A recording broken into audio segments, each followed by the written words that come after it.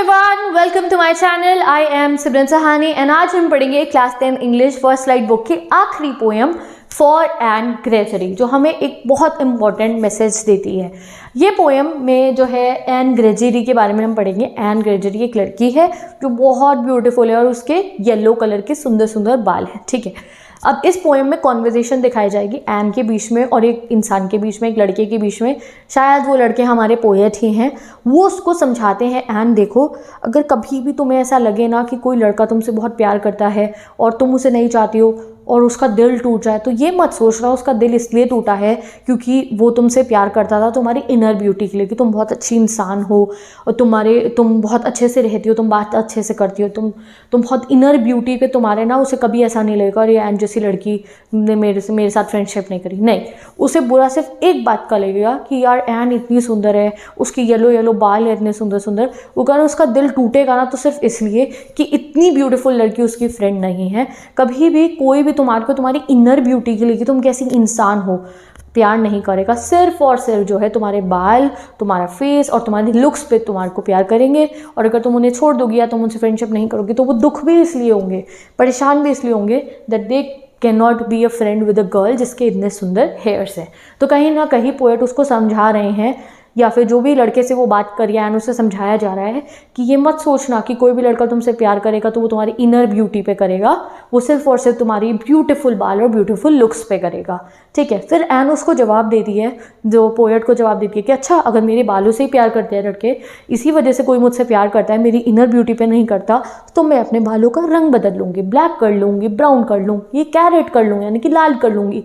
फिर तो एटलीस्ट कोई मेरे बालों को नहीं देखेगा, मेरे अंदर की सोल को देखेगा, मेरे चरित्र को देखेगा, मेरे जो है मेरे इनर ब्यूटी को देखेगा, मैं कैसे इंसान हूँ इसे देखेगा। तो वो उसे रिप्लाई करते हैं पोएट, या जिस भी लड़के से वो बात करी, तो कहते हैं हाँ, मैंने ना अभी थोड़े दिनों पहले ही, कल की बात है, मैंने एक बहुत इंपॉर्टेंट आदमी था, एक बहुत ही समझदार आदमी था, उसको कहते हुए सुना था दैट ओनली गॉड, सिर्फ भगवान ही है इस दुनिया में जो सिर्फ और सिर्फ हमारे दिल के लिए और हमारी इनर ब्यूटी के लिए प्यार कर सकते हैं। बाकी दुनिया में हर कोई इंसान जो है तुम्हें जज करेगा तुम्हारे फेस पे, तुम्हारे गेटअप पे। तो एंड में वो उसको मना ही कर देते, कहते नहीं, पूरी दुनिया में ना सिर्फ भगवान ही है, या भगवान के रूप में हमारे पेरेंट्स जो हमें प्यार करते हैं, जो हम असलियत में हैं उसके लिए, हमारे मन के लिए, हमारी इनर ब्यूटी के लिए। बाकी बाहरी दुनिया को सिर्फ लुक्स मैटर करते हैं, ये चीज़ समझाते हैं वो एन को। ठीक है, तो अब मैंने आपको ना पूरी पोएम समझा दी है। अब जो इसके वर्डिंग्स है उसको पढ़ने में तुम्हें कोई दिक्कत नहीं आने लगी है। तो चलो जानते हैं एन ग्रेजुरी और हमारे पोएट के बीच में क्या बात होती है। तो उसको ये वाली लाइन्स जो है ये पोएट कह रहे हैं या वो लड़का कह रहा है, और ये वाली लाइन्स कह रही है हमारी एन। ठीक है, तो उसको बोला जाता है, never shall a young man thrown into despair by those great honey-colored ramparts in your ear, love you for yourself alone and not your yellow hair। तो वो उसे कहते हैं never shall a young man, ऐसा कभी नहीं होगा कि कोई जवान लड़का परेशान बैठा हो, डेस्पेयर मतलब परेशान बैठा हो इसलिए कि तुम उसको छोड़ के चले गई हो, तुमसे अंदर से प्यार करता होगा, वो नहीं, वो परेशान सिर्फ इसलिए होगा क्योंकि वो जो ग्रेट हनी कलर्ड लैम्पार्ट्स है ना तुम्हारे ईयर्स पे, वो अब उसके पास नहीं होंगे।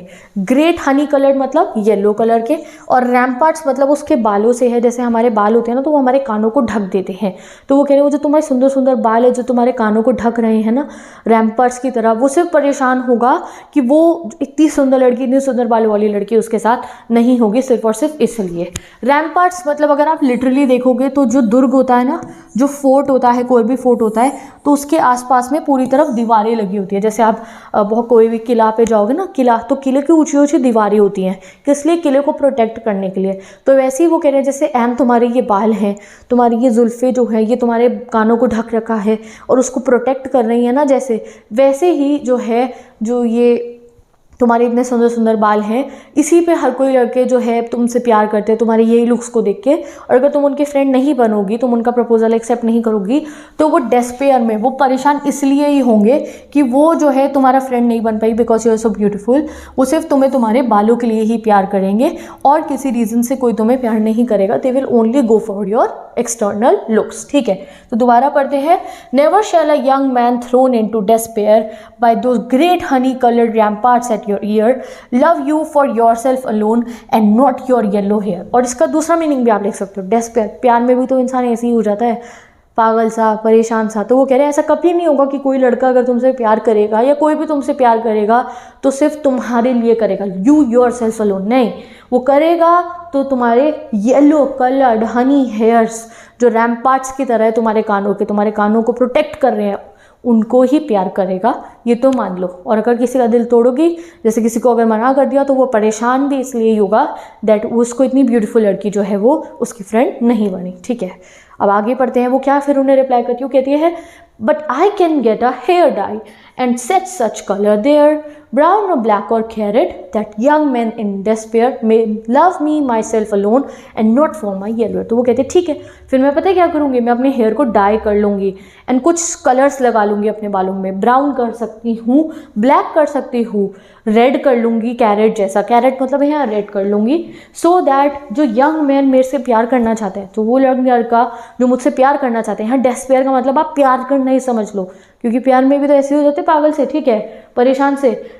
मैं इसलिए जो है अपने बालों को रंगूंगी सो दैट जो भी लड़का आए मुझसे प्यार करने के लिए वो मुझे प्यार करे, me myself alone and not my yellow hair. उसको मेरे से प्यार हो जैसी मैं हूँ, मेरी इनर ब्यूटी से प्यार हो, उसे मेरे येलो हेयर से प्यार ना हो। ठीक है, उसे कोई फ़र्क ना पड़े कि मेरे बालों ने ऐसे रैम्पार्ट्स की तरह मेरे कानों को ढक रखा है, नहीं, वो मेरी इनर ब्यूटी से मुझे प्यार करे, तब तो कोई होगा ना ऐसा जो मुझे प्यार करेगा। वो उनको कहती है।